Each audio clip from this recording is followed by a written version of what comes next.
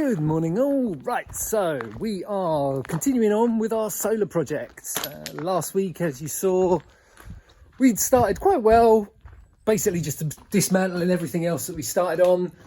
And now we're just going to carry on. I've now got to mount the Victron unit, the 48 volt, 5000 watts unit here, get it all cabled in properly, make sure I've bolted everything together. And we'll probably we'll see how far we get, but we'll probably get to the point where everything but the battery and the actual physical panels are done.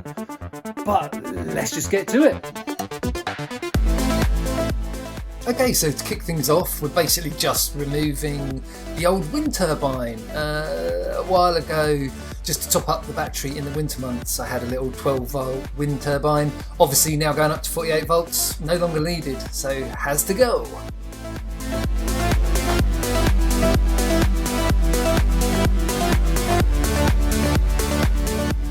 Bit of a pain, I know, but I decided to remove the distribution box just purely because drilling new holes above it is just going to fill it with dust, and I thought, come on now, let's just do it properly.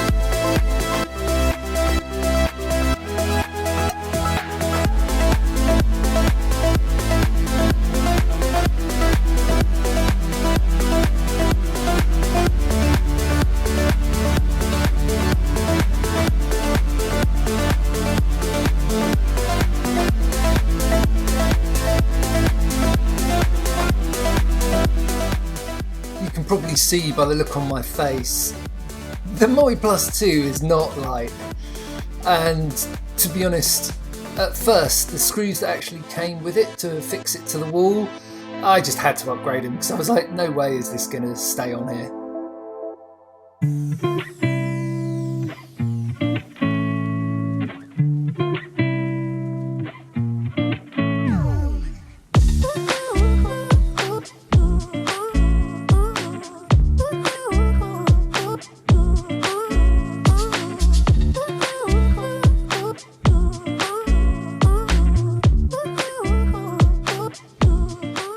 I know I've already mentioned this once before, but the cables that I'm using here, I'm going to swap them out, especially the ones going from the inverter to the DC links distributor.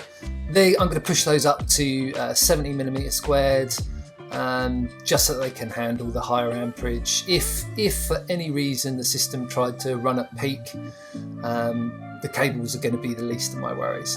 I'll probably also, I don't think I mentioned this, but on the solar charger side, I'll probably push those ones I'm putting on now, I'll probably push those up to 35, especially if I swap out the solar charger for a Victron unit.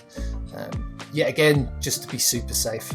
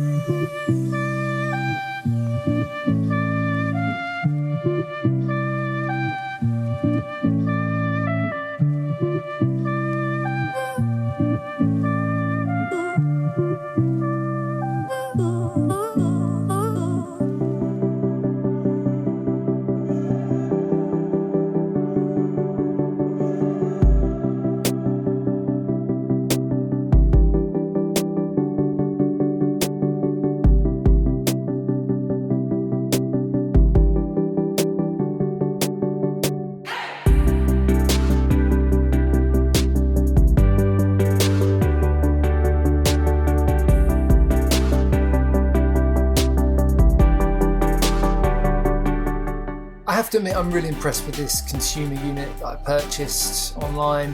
An Amazon special for sure, but the quality of it's an Axiom. I know it's only got room for I think 6 fuses, or circuits should I say, but honestly the quality of the build, just spot on.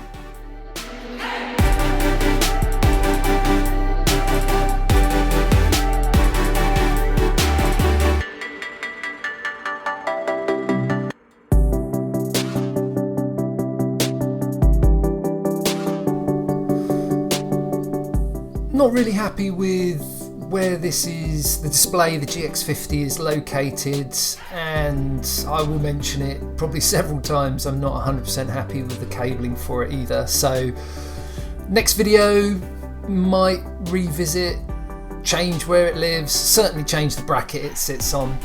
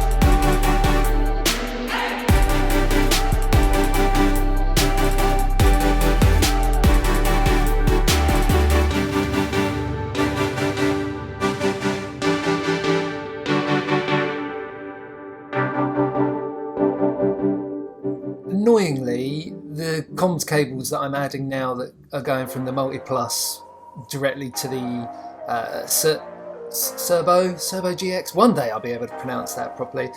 Anyway, those cables I'm pretty sure I'm going to have to swap out because doing a little bit of research, they are very, very specific depending on what batteries you are using with the Victron kit. So don't be too surprised if they suddenly get changed out for completely different ones.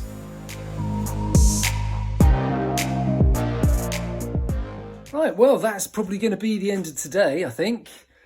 We've done okay. There's the inverter charger is on the wall, so that's happy days.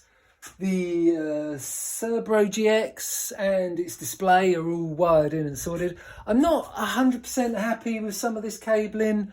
I'm probably going to revisit it and just tidy it up. I don't like the way that this cable over here wraps around. I might take it down and round the bottom. You may have noticed I've put the old batteries back. That's just because they were in the way in the tool shed, so I just needed to move them. I was going to finish putting some panels up.